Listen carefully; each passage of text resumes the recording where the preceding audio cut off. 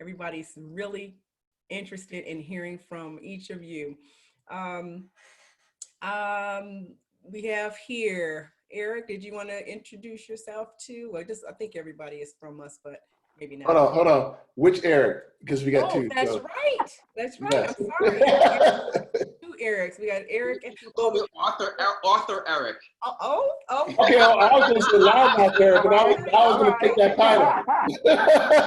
We'll go with Titan, Titan Eric and Author Eric. Dr. Keisha, you gotta get them straight. You gotta get them straight. Right. Yeah, well, I was just, tokenization, Eric, and then we'll have the guests introduce themselves. So yes, you want to introduce yourself? Tokenization Titan, Eric?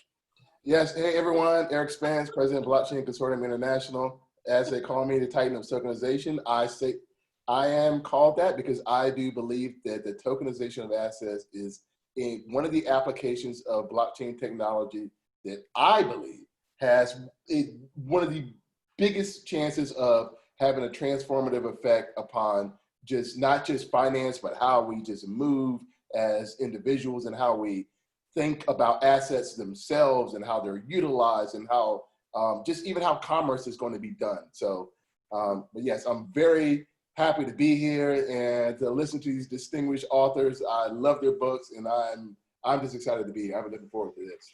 Exactly. All right. And I don't think I formally introduced myself in case we have some visitors.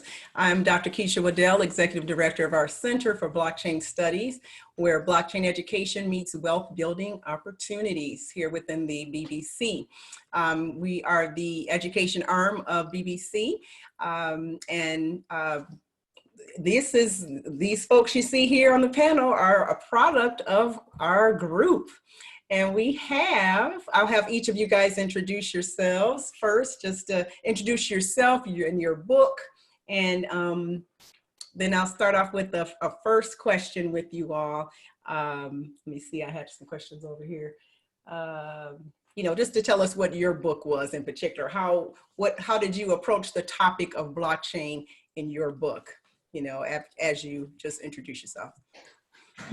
And we can start with Eric, Author Eric. Author Eric, there you go. Good morning, fellow blockchain consultants and visitors. I'm Eric Guthrie.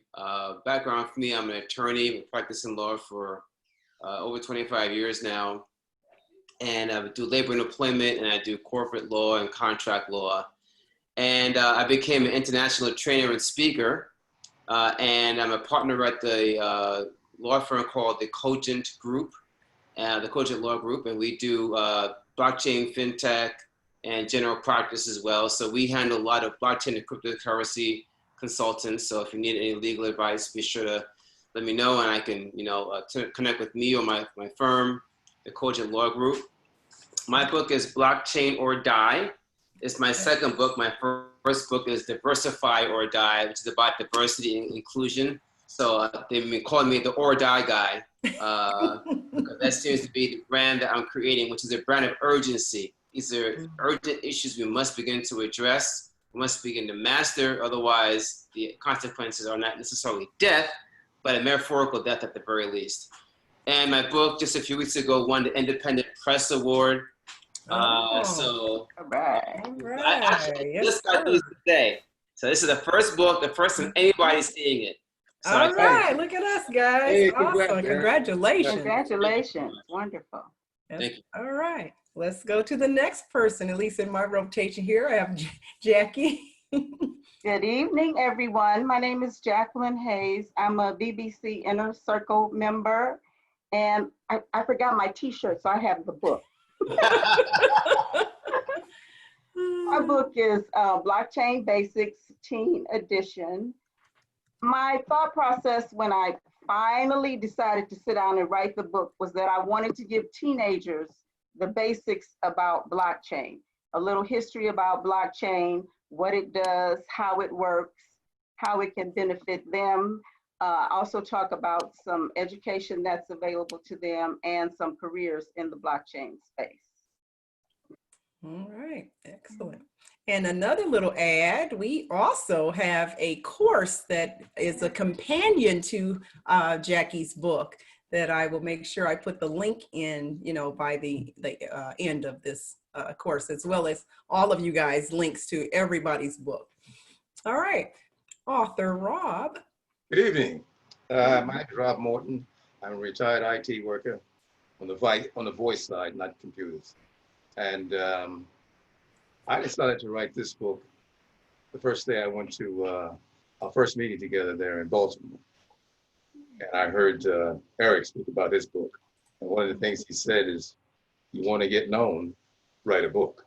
And I said to myself, I want to write a book. You want to get known. Yeah, and I told him that day, I think. All right. He told me, do your thing. And so here it is. And so there it is.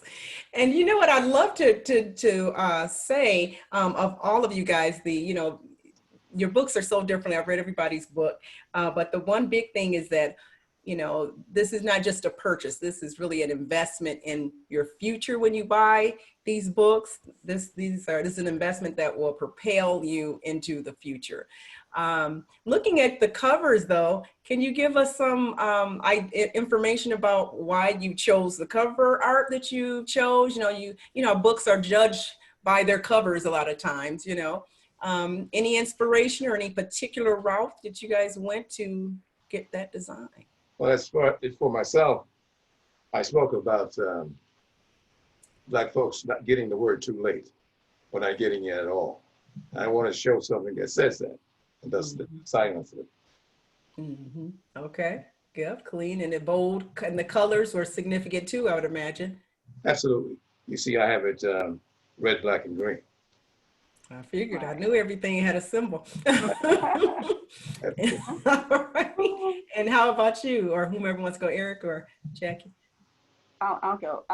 Since the book is for teenagers, I wanted something colorful and eye-catching that would appeal to teens. And then these little hands that go across here are teenagers holding up blockchain. I got you. Okay. And then, so for me, my first book, Diversify or Die, had a very transformational cover. I don't have a copy of that on me, but it's Diversify shows the stock market and profits going up, and then Die shows profits going down and deaths of companies, which has occurred. So whenever I go to book signings and at Congressional Black Caucus or all over the world, people will walk by always author booths and stop by my book and say, wow, Diversify or Die, what does that mean? The cover and name just pulls them in. So I knew that I had to have a very transformational cover for this book as well. So the message, you can see it on my shirt and the book, is that the moving of fiat currencies to cryptocurrencies. You see the money being digitized and it ended up being cryptocurrency. So that's kind of like past, present, and future. And the cover is really kind of, call the attention, the money, the cryptocurrency, to the person that doesn't have time to decide, which book he wants to buy or she wants to buy. They see a cover and make a decision, and then the conversation ensues. Okay, and a lot of times those kind of things get lost. I really wanted to get on that because I know those colors. And being, of course, somebody's at my door ringing the bell. How about that? Eric, can you take it away for a second? Tokenization, Eric, hold on. I got to go to the door. So I'll be back. You know what? Let me just say this. Let me ask this, okay? Okay. Oh, you got it, boo? Yeah, I got you. Okay. All right. Let me ask this too, especially Rob, Jacqueline, very young elders in our community.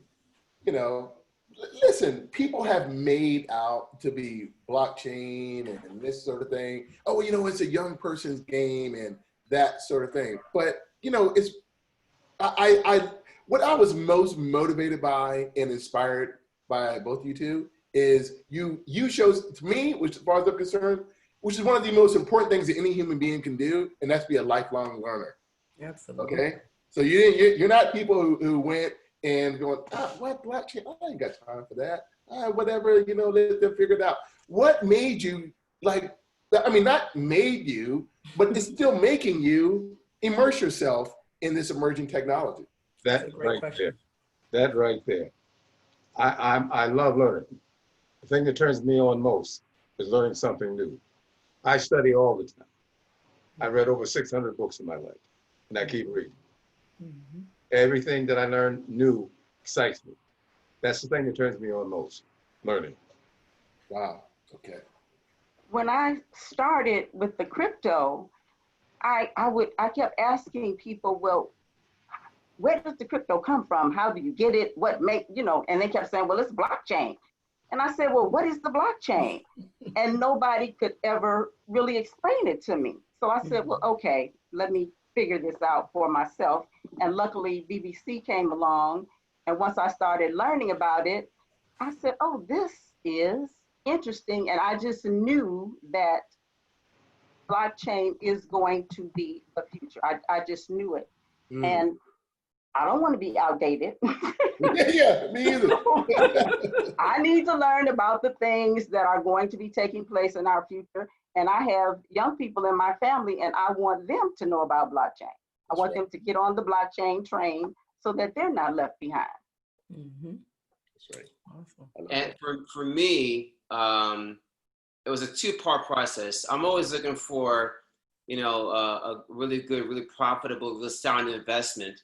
And when along came, Bitcoin, and at that point in time also was Ethereum and a few others were out as well, I began to research and to study it. And the story is in the book.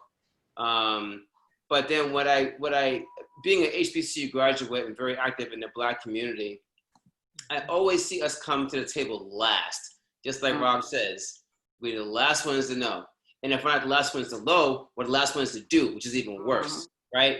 So I made it a mission for myself to educate our community on this technology, because when I would do diversifier book signings, and I'd say, let's talk about other forms of diversity. Let's talk about diversifying your businesses, your portfolio. How many of you know about Bitcoin? And I've had thousands of people in my book signings, and for that entire year, maybe 5 people of color knew about blockchain and cryptocurrency.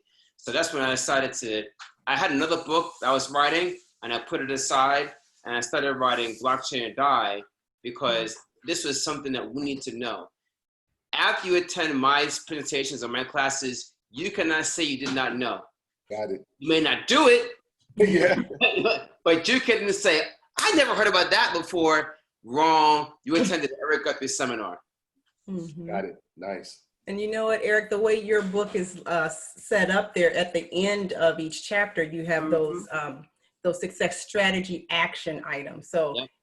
And exactly, it sounds like to me, your whole goal was not for it to just be another piece of information, but something that you could act on.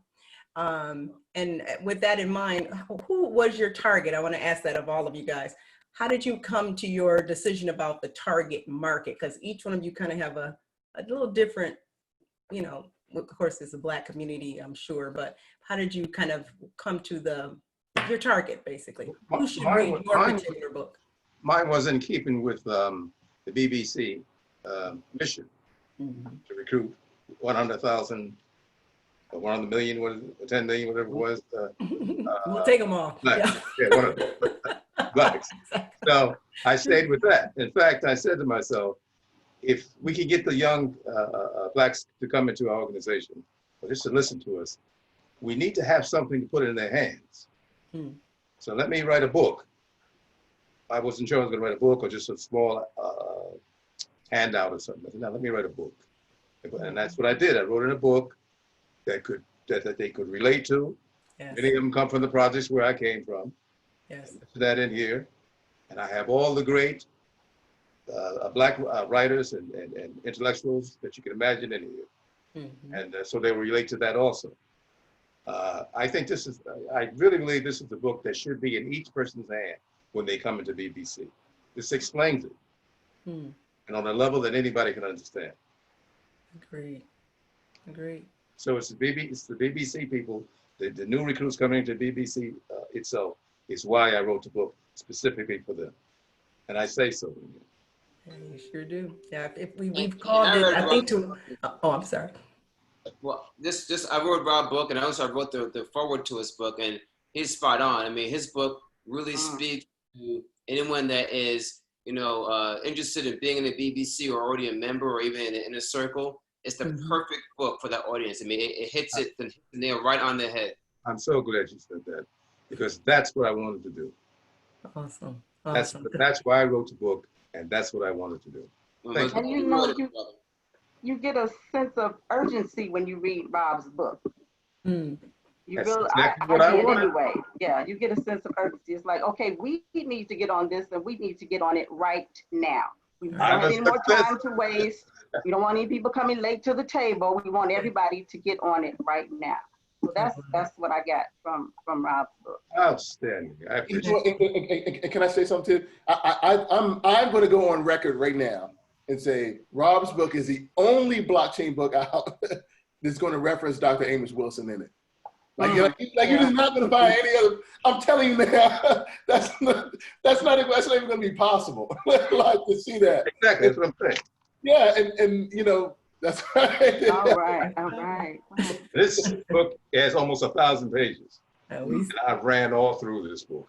I see your notes. Yeah. Oh yeah, everywhere. I got flaps everywhere.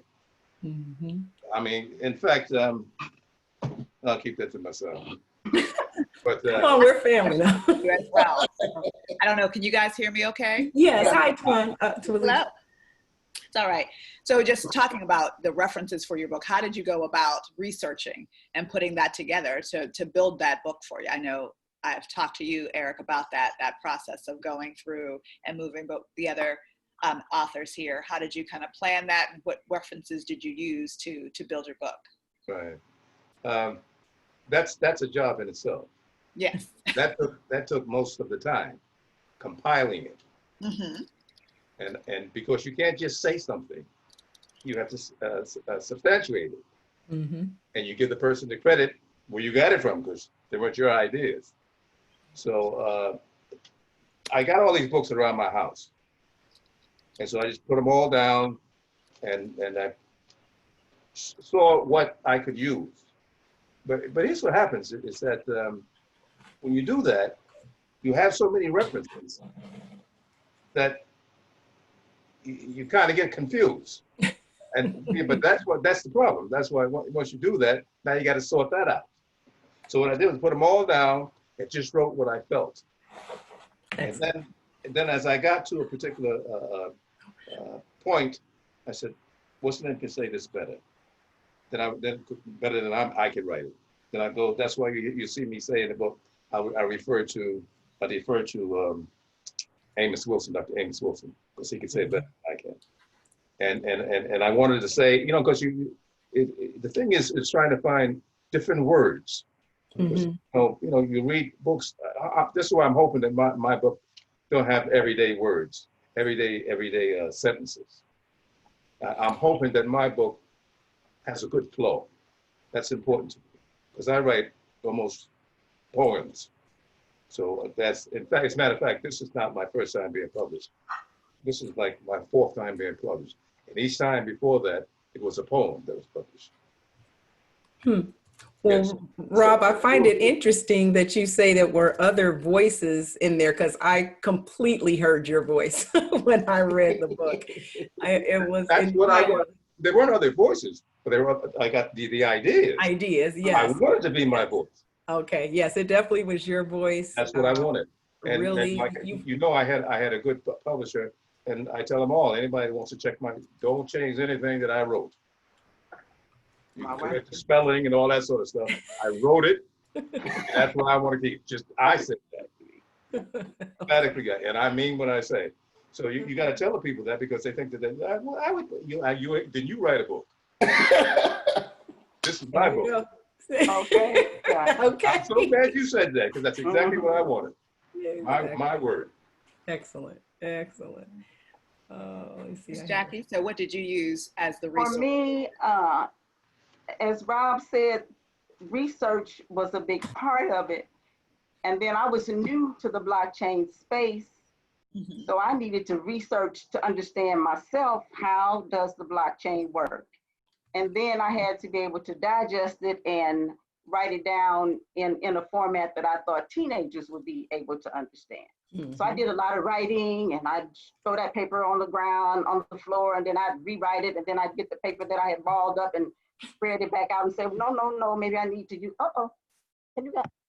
Yep, we can still hear Okay. you. Maybe I can still use this. So I did a lot of research because I knew first and foremost, I needed to really, really understand it myself before I could break it down and explain it to teenagers, because I knew that the kids would ask me questions about it, and I needed to be able to explain it to them.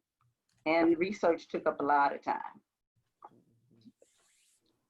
So for me, I'm gonna flex between Keisha's question and go to yours, Pblica. I wrote the book because they're kind of, there's a flow for me with this one. I wrote the book for the person that either doesn't know anything about cryptocurrencies or blockchains, so the person that knows about it but doesn't know how to get involved with it, which is why I have the success strategy action items at the end of each chapter.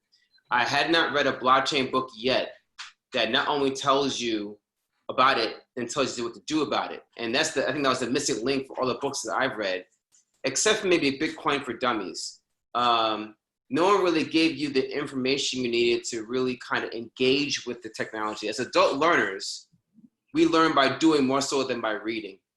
Absolutely. This is why I didn't wait to the end of the book to give you, or in an appendix to give you these action items. I give action items at the end of each chapter because you just read it. And while it's fresh in your mind, and while you just have been exposed to it, you can do it within 10 to 15 pages.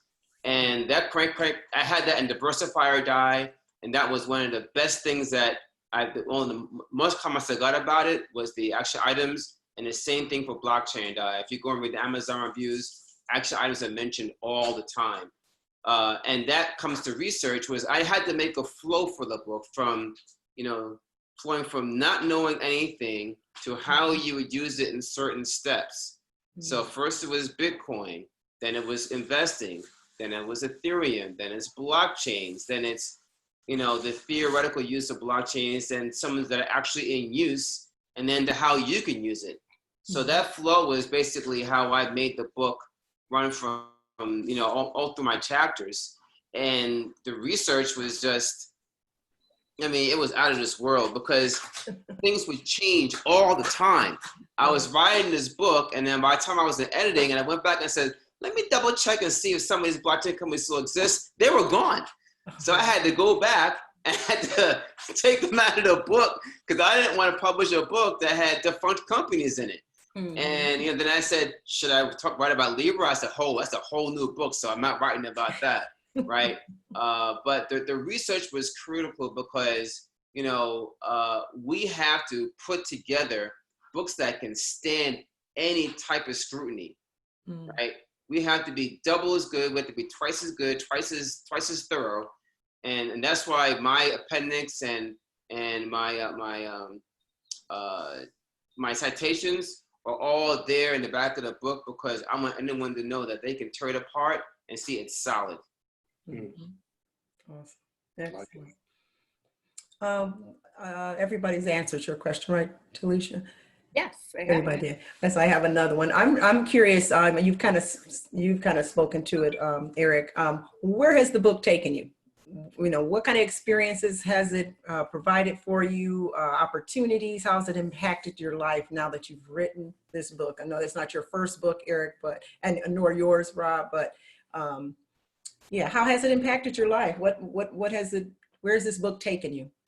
So I'll answer that general and then specifically. When you write a book, and you write a good book, if you want to do things like being a consultant or a public speaker, you have to, and this is a discussion that Rob and I had when we were in Baltimore, you have to write a book that can put your name out there, right? And it's like I call it the super calling card, right? It's not just a name and a phone number and an email. It's your information. It's what you bring to the table. And before I wrote Diversify or Die, I really wasn't getting paid to do speeches, and consulting gigs were few and far between. As soon as Diversify got out there and I started doing well, I was getting paid gigs. I was getting speaking gigs, I was getting consulting gigs, but that it kind of peaks up and then it levels off after a year or two because the book, reaches saturation at some point, and then you have to stay relevant. So either you write a second book about a topic, which I was doing. I was going to write about the war on diversity, and I was going to go hard in the paint. I'll tell you what, I was really beginning to fear for my life as I wrote this book, because the stuff out there you will not believe what's out there. But that's a different blockchainer. It sounds like its time is now. It's probably what you're gonna have to do. That's exactly right. Yeah. So then I decided to write this book, and where it's taken me is, again, it's another platform, right? So now, I incorporate this book in my blockchain certification trainings, which I'm doing another one right now. I've traveled the world. I did book signings in Brazil, in Germany, in Bangkok. I had book signings lined up in Amsterdam, got canceled because of COVID. I had them lined up in Ghana and South Africa, canceled because of COVID. So everything has morphed from, global travels to be doing online webinars and podcasts, things of that nature. But, when you write something that has that type of power and credibility, people will seek you out. People will pay for you. And that's what it's done for me personally. How about you guys? Well, what happened to me that I found interesting was I was invited I'm a Mason. I was invited at a Mason function to give a book reading, which I did. And it was predominantly, Masonic order, of course, is mixed with blacks and whites, predominantly white, unless you're a Prince Hall Mason. And it's predominantly whites in the audience. And I spoke on it. And I got more reactions and more buying of the books from the whites than I did for the blacks. In what way? Did they understand? Did they even know about blockchain? That. Really? And they were asking me at the moment, what's the name of it? So I give it, and everybody's got their phone right in the place. And we were at a dinner. They started ordering it. I said, "Wow, look at that!" I was shocked. He said, well, you guys weren't even my target market, huh? That's what I'm saying. But I'll take your money. But they have a lot of respect for me because they've seen me speak before, and they know my position that I am in Mason. So I appreciated it a lot, and the ones that have read it said they loved it, thought it was great. Whatever became of Brother Jamal? Yeah, I'm going to tell you something. Brother Jamal came out of my head. Oh, okay. I was Because curious. there's always a Brother Jamal. Okay. All right. I None of wanted that to ask came out of my head. I Remember, love I'm a poet. So I got all that in my head already. Awesome. So for all you guys who haven't read this book, you got to find out what I'm even talking about. Brother Jamal. All right, Jackie. Everybody will recognize him. Everyone from the project will recognize Right. Brother Jamal. Brother Jamal. When we had our conference in Baltimore, author Eric, I don't know if you remember or not, but I spoke to you very briefly, and I asked you, I said, well, how would you go about getting this blockchain information into high schools? And he said to me, well, you have to go to the high schools. I said, okay. He said, but you have to take something with you. You have to have some credibility when you go. So I said, okay. So that was the end of our conversation. I remember. Oh, good. Okay. So that started me. Oh, and then another part of this is I live around the corner from a high school. So I see kids all day, every day, either they're going or coming to school, or they're just hanging out in the community doing, what teenagers do. So they're like always in the back of my mind thinking, these teenagers are our future. At some point in time, they're going to take over the world and they're going to be running things, so to speak. So I'm always thinking about them. So at the conference, the idea came to me to write this book for teenagers, which I was very resistant to. I didn't just fall into it and say, oh, okay, I'll do that. It wasn't that way for me. Okay. But when I got back home, I said, well, how am I going to do this?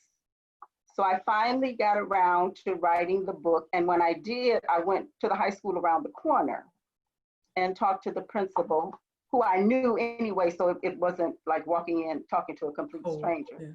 So he Nice. said, well, okay, we can get your book and put it in the library. And I said, oh, okay, that's good. And Dr. Keisha got my book and it's in the Yes. library at her school. And my daughter has it in the library at her school. But around the corner, the computer science teacher called me and he said, can you just come around here and give us a little, just a little information on blockchain? And I said, sure.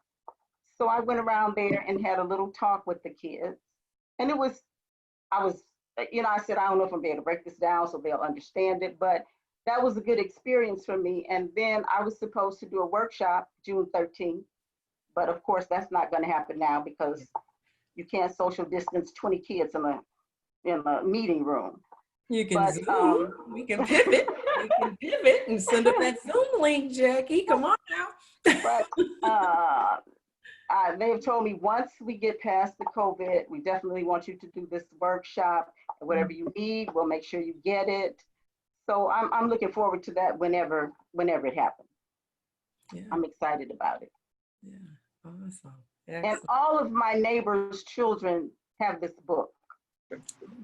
I put it in their mailbox. I give it to them for graduation. I give it to them for birthday presents. If I see them, they say, can I help you take your groceries in? I'm saying, yeah, you can help me take my groceries in. I give them a book. So all of my neighbors' kids have this book. That's wonderful. That's awesome. And I was going to ask you, author Eric, you definitely seem to have a full marketing plan with your T-shirt and you're going international and whatnot. What kind of tips can you give, our aspiring authors to be out here as well as our existings?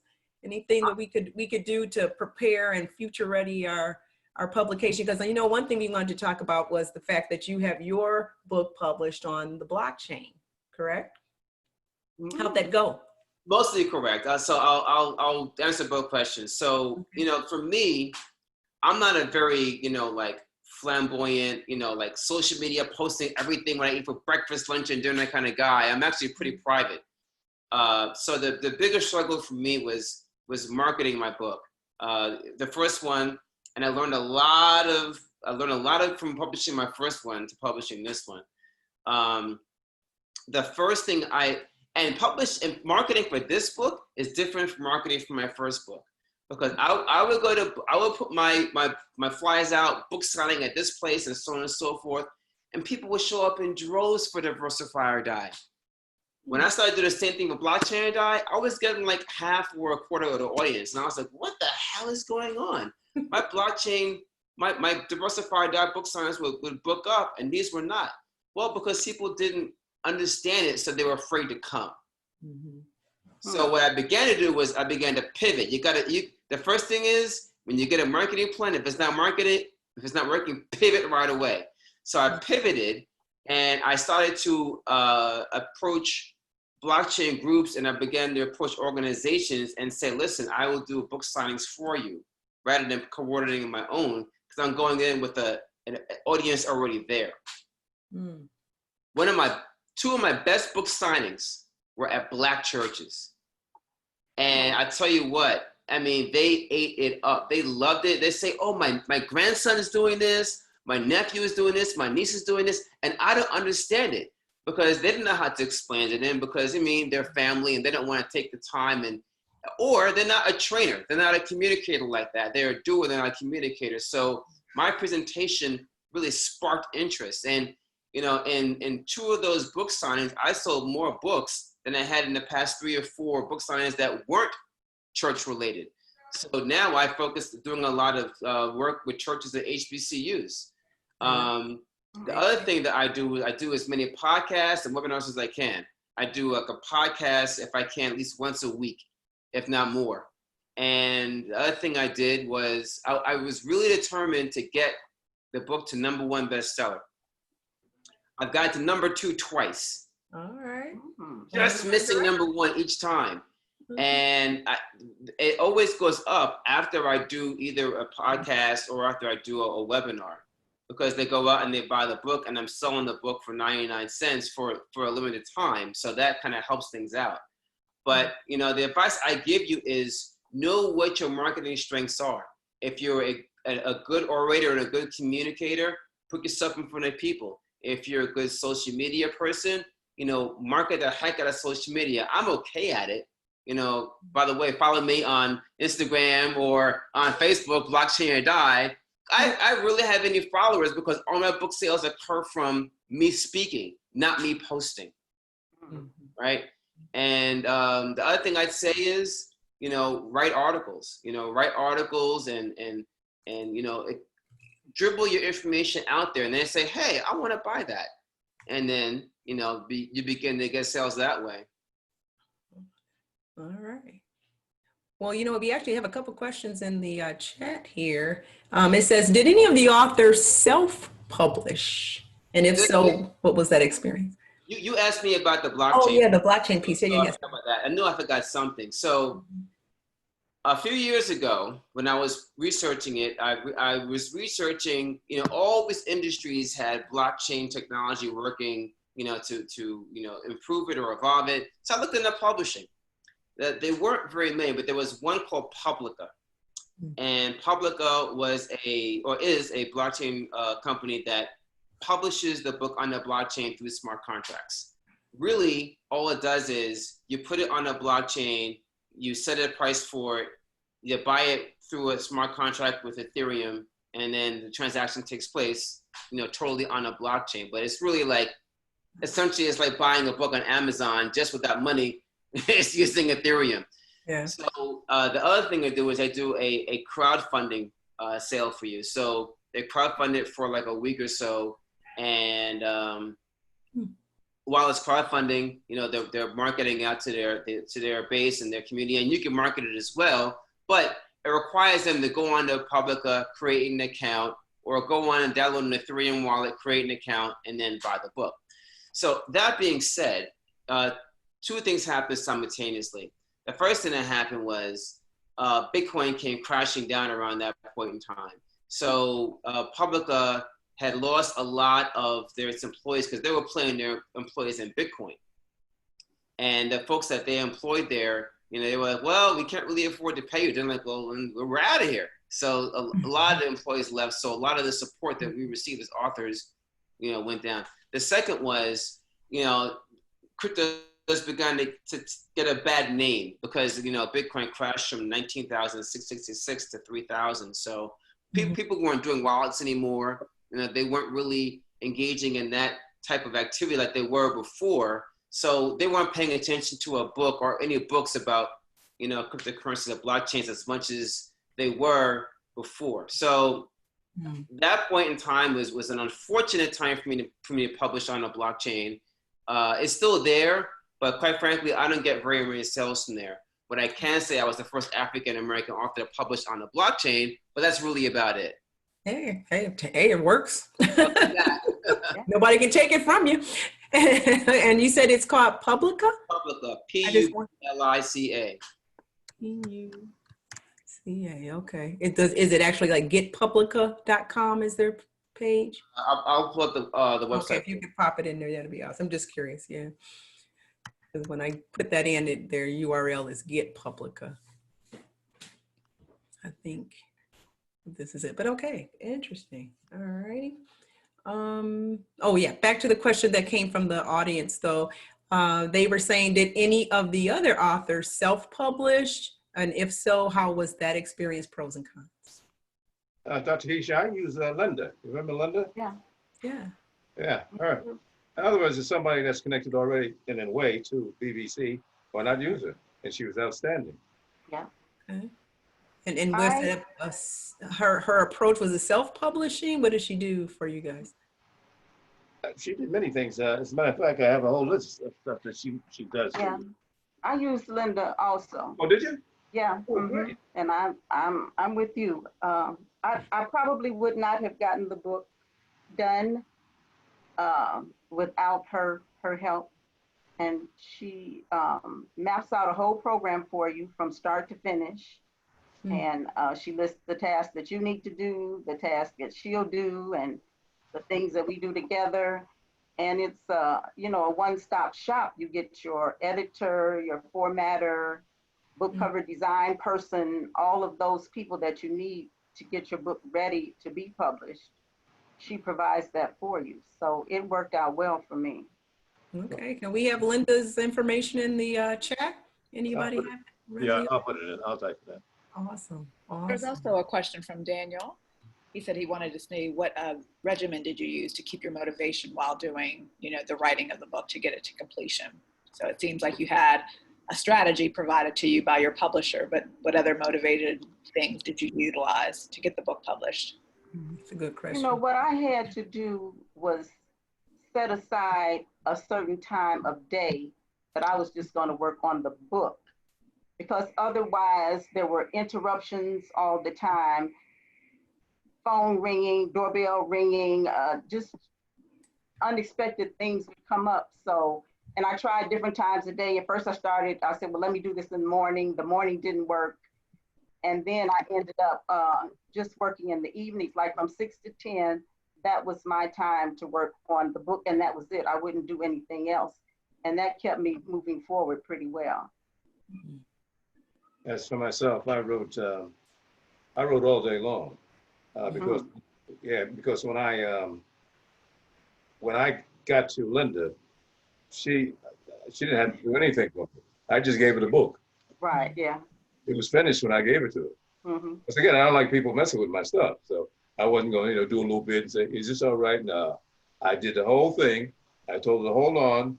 It took a couple of months now. I did the same thing. I said, "Just hold on. I'll get back to you." So when I came back to her, the whole thing was written, and she just flipped out. She thought she read it and she thought, "Rob, you did it." Because I didn't know whether you don't know when you finish, whether you hit the spot or not. And she said, "You did it. You did it."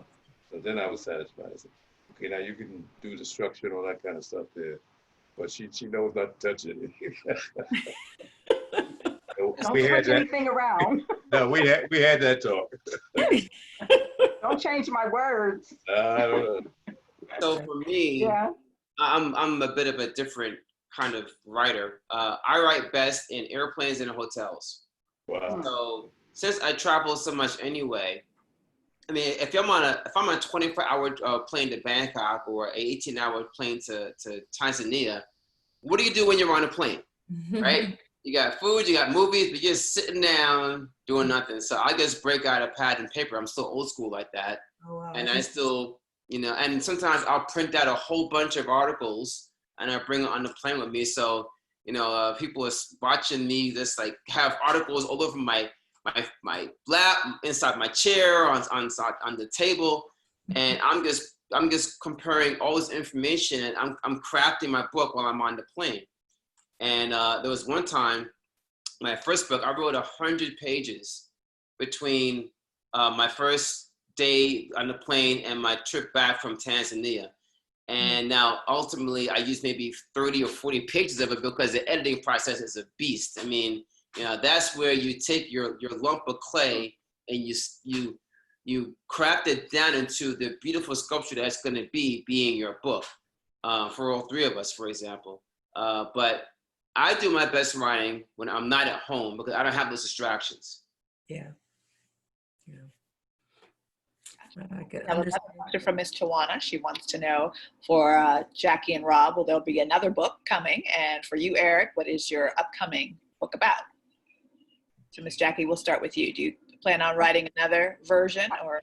I actually have a publication in progress. It's a workbook that goes along with my book.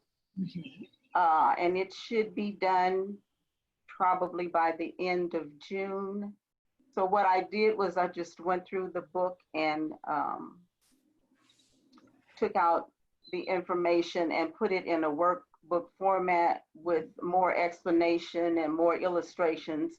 And I thought that it's better for teens than just sitting down reading a book, because I've had teens tell me, I don't read. And you don't read? No, I don't read. So I figure if they're going through a workbook, they're engaged. So they read a couple of pages and then they get something to do. And then they read a couple of more pages and they get something to do. And that's better than just sitting down trying to read through a 60, 70 page book. And I think they'll be able to absorb the information a lot better. Gotcha. As for me, you know, I started writing that, my second book, the second I finished the first one. When I say writing it, I'm compiling it. This is going to be a book not for, you know, one specific, it's going to be for people, everybody. And I used the phrase in my first book. I said that awfulness called slavery. Now the title of this book is going to be concerning that awfulness. Wow. And wait till I get into that.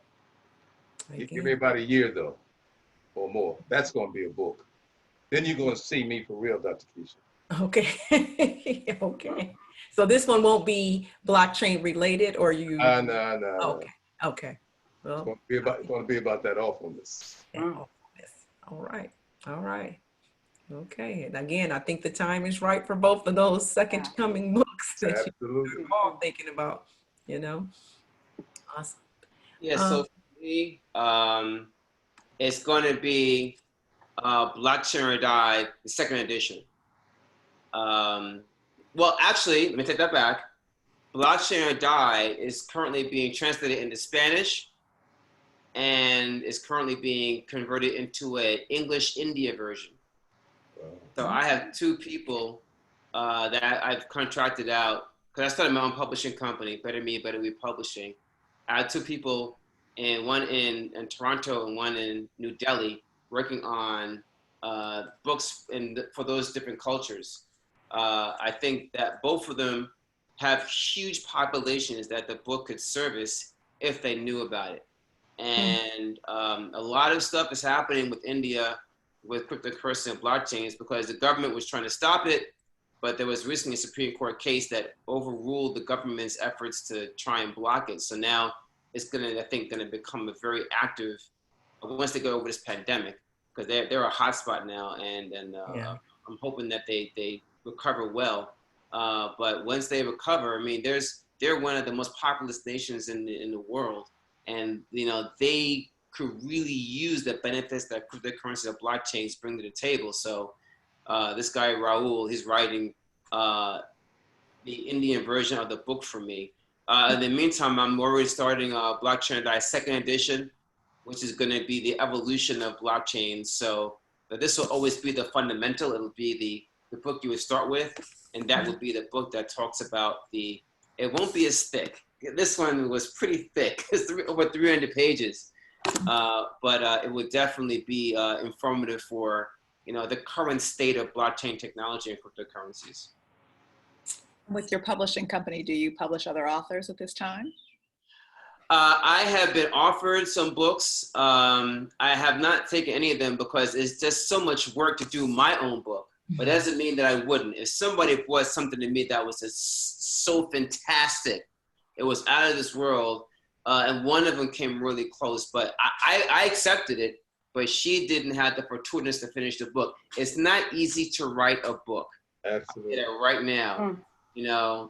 It's it's like giving intellectual birth. I mean, that's the way I describe it. Because you got to take this thing from a grain of an idea, right, and put it into this. And it's a lot of work. It's probably one of the most difficult professional things I've ever done twice, but it's also the most rewarding. So if somebody brought something to me that I thought that I could not turn down, I would talk to them about it. I'd say, would you consider doing an anthology? I know I've participated in anthologies a lot, and that gives a lot of different voices. And so that also alleviates that, everything has to come from a singular source. And that seems to also give a lot of credence and a lot of, I would say, depth to books. I know the one that I've done 2 of them, and both of them were Amazon bestsellers. So, and again, it's just the topic is one thing, but then you can go into the different experiences. So that would be something you may wish to consider as well. I think that'd be really interesting especially from a blockchain perspective. So actually, the one book that I was going to publish was an anthology, but it was like a lessons from Black men and Black history, but they were still alive, like living legends. Nice. So the person that was putting it together had like about 15 interviews that she wanted to conduct with through various contacts from folks like Barack Obama, Andrew Young, various entertainers, Common, for example, and on various issues and conversations. So, but you know, and I said, listen, I love it, let's do it. But it's not easy to do. But I would definitely consider that, you know, as a wonderful book for our publishing company. Awesome. Awesome. Awesome. What was the most difficult part of your artistic process? I hear from Eric. What about you, Jackie and Rob? Or you just concur? It's For me, it was really convincing myself that I could write the book, because I got the idea at the conference, and then I got back home and I talked myself out of it because I don't have the time. I don't speak teen. I don't know enough about blockchain. Then when BBC did the interview with Linda, I said, oh, this is like, you know, confirmation. Better get on it. So then after that, I did start writing, and from that point, I was able to continue. But at first, I was resistant to the idea because I just said, oh, I can't do this. But you can do it. You just have to do it. You know, yeah. And stop talking yourself out of it. Talk yourself into it. You know. That's right. yeah, it's I go along with Eric that that was the hardest thing I ever did. But what motivated me was my love for words. I love words, and I love working with them and making them flow. And you know, when I'm writing, I don't just have a dictionary. I also have a thesaurus and all kinds of other stuff, because I want to find another word, another way of saying something. It's same. It means the same thing, but it's thicker. This word is fatter than the other word. So I look all through all kinds of thesauruses to find another word for it. And I get a kick out of that because, again, I like words and stringing them together where they flow. All right. Well, I guess my biggest question to wrap everything else out is what's next, guys? Well, I guess we've already talked about a second book, but anything beyond books? Anybody pivoting now that you've gotten this newfound, confidence with the book? Anything else on the works beyond books, maybe? Anybody? I know Eric is speaking, and you too, Jackie and Rob, you've done a speaking. Anything else? Anybody making a movie? Anybody got a soundtrack? Yeah. Anybody? No, I don't know. That's the thing. When you're writing a book, it takes so much. There's nothing more, you can't do very much more. Right. If you're going to write a good book. Well, you know what? Well, let me ask you this question, actually. Well, how has BBC supported, well, let me just say this. Let me step back and say that's my takeaway from this experience that we've just had, is there's so much crisscross. You know, you wrote the foreword for his book, you encouraged him to do that and this, and I just wanted to kind of end the session just by saying that, you know, this is what we do. You know, BBC, as Rob in his love letter to us in his book, this is what we do. You know, we come together and support ideas. And now we have, like somebody's saying here, amazing role models who have been really transparent with us today about the process. So if anybody's feeling like they need to get over themselves, you know, me included. I think somebody asked me a question today, have I written a book? Not in this sphere at all. I've done a chapter back in dissertation days or whatever, but anyway, yeah, so that's what we do here. And that's what I'm encouraging everyone who has an idea for a book. We can set up a Flock channel where we can, you know, for the authors channel, and we can have our authors in here where you guys can help each other out. That's, you know, that's what we do. So any final words from anyone, or any more questions anywhere coming in, Talisha, or anything? I would just like to say that the BBC family will help you with anything you want to do. It's like, for me, the book, the idea started at the conference, even though I put it aside. Then BBC had an interview with Linda, who was a book writing coach. And that's what got me started on the journey. And then once I got started on the journey, Dr. Keisha helped me out with some things. I mean, if you have any questions, or if you get stuck, or if you get stalled, whatever it is, no question is too big or too little. And there's always somebody who will raise their hand and help you out. I just love BBC. I really, really do. I love BBC. Ditto. And triple, I don't know how you say it, 3 times as much. I mean, I mentioned BBC in my book a number of times. And this has been a wonderful supportive community. I've always talked about BBC. Whenever I'm talking to HBCUs or churches, I always say, if you want to join an organization that's going to really further your knowledge, you know, BBC, and give you a warm, encouraging environment, BBC is the place to go. The ask, and this is, and we're talking about marketing, this is the hard part that I don't like doing, but I have to learn how to do it, because this is how you make it happen.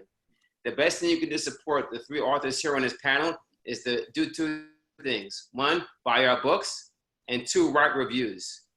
If you if you've ordered our books and haven't written a review, by all means, please do so, because reviews sell books. That's a free thing you can do. And when you get more reviews, more folks, and they see more 4s and 5s, more folks buy it, more folks like it, more folks, you know, are engaged, and it gives the book more exposure. So 1, please write reviews for our books.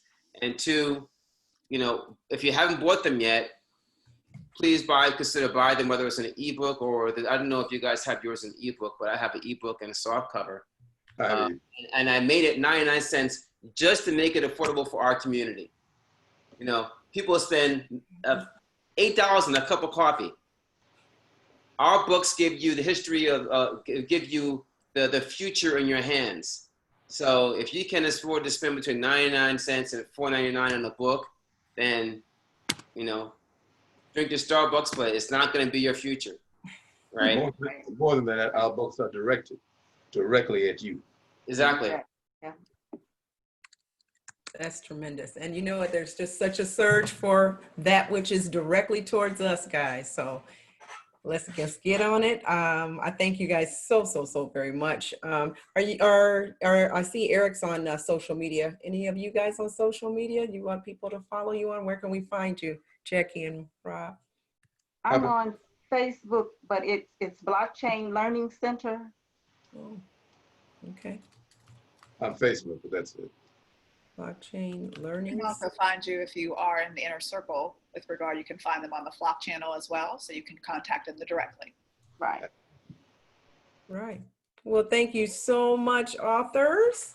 This has been tremendous. It seems like in the chat here that everybody's feedback has been very favorable. Thank you so much for your time.